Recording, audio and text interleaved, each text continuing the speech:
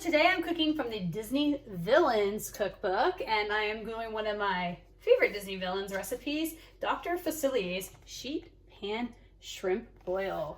I actually really like a good sheet pan dinner. It's something I like to make often. Usually the sheet pan dinners involve just taking some meat and some veggies and tossing them with some olive oil and some seasonings and throw them in the oven forever long until they're done.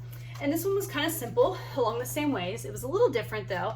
It had things like potatoes, corn on the cob ears, shrimp, and andouille sausage, and you kind of roasted them differently. Usually I roast them all together, but this recipe actually asks you to kind of roast the potatoes first for a little bit, then you add the corn and the sausage, and then finally you add the shrimp, and then you roast it after your seasonings, and you take it out of the oven. It's got some Creole and Old Bay seasoning, so I'm expecting it to be a little bit spicy, but it's about to come out of the oven, and we'll see how it turned out. Okay, here is my shrimp pan sausage just out of the oven. Looks pretty tasty. Me and my husband are gonna have it for dinner, so I'll report back later what we thought. Okay, it's review time, and I'm gonna give my final thoughts and review on the Dr. Facilier's sheet pan shrimp boil. Try saying it 5 times fast. Sheet pan shrimp boil. Sheet pan. See, I just can't do it. My tongue just does not want to do it. It doesn't roll off the tongue easily. But besides the name being a little of a tongue twister, I will say this was a really great recipe, and I'm really glad that we made it. As I had mentioned, sheet pans are something that I like to make for dinner a lot with my husband. I love just tossing some like proteins and veggies together, some olive oil and seasonings, and throwing them in the oven. I really like this take on it. The seasonings on this are a little spicy. I like spice, my husband likes spice, so it definitely was a hit for us. But it did build too, I noticed, the more I ate it. So if you're somebody that's maybe not big on spicy stuff, this might not be your cup of tea, but overall I really enjoyed it.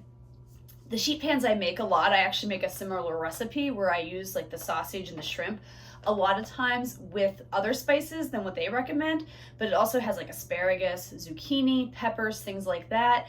Those are really nice as well. And even though I really liked in this one, it had like potatoes and corn instead, and I really liked both of those elements. I thought it was really nice and different. I was missing some veggies because I think it's just because I'm used to it. Like I was kind of like, oh, where's the asparagus? Where's the zucchini? But I still really, really enjoyed this recipe a lot. Now to my rating scale. My first rating is a rating on a scale of 1 to 5 on the ingredients, with a 1 being inexpensive, easy to find ingredients, with a 5 being expensive or harder to find ingredients. I'm gonna give it a 2. Nothing is really that hard to find on this ingredients list. It's easy to pick up in the store, but shrimp can be a little expensive, and so can the sausage, so it can add up a little bit.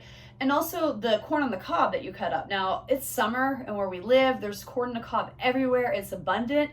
If I wanted to go make this in, say, February, I don't know what corn on the cob I might get besides frozen, and I don't know if it'd be as good. I think having that fresh local corn off the cob that I could just get for cheap and slice up and add to the sheet pan really added to the flavor of that. So that's why I'm rating it on there. As a difficult rating on a scale of 1 to 5, as 1 being easy to make and 5 being difficult, I'm gonna give it a 2. It really is easy to make. You just kind of chop up everything and season it.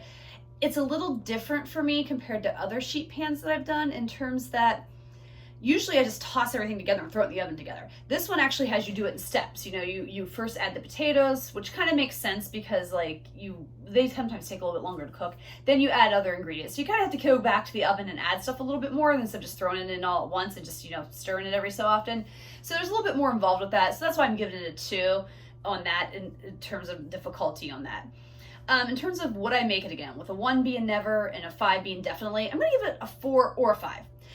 The reason is, as I said, I have that other dish I make similarly, and I really liked that with the vegetables and stuff. So, and I like the spices in this as well. The spices in this is different than the one that I make. So I think I will definitely be making this again, but I think I might tweak it a little bit. I think I might take what I like from the other recipe that I make and combine it with some of the things on this recipe that I make and see how it turns out. If the combination doesn't go well, I more than likely will make this again sometime. It'll probably be one of those things, maybe like once a year again, when corn in the summer is seasonal, I'll do it. But overall, excellent, excellent recipe. If you like a little bit of kick and you like a sheet pan dinner, I do highly recommend getting this cookbook and making this recipe because it was delicious. Thanks.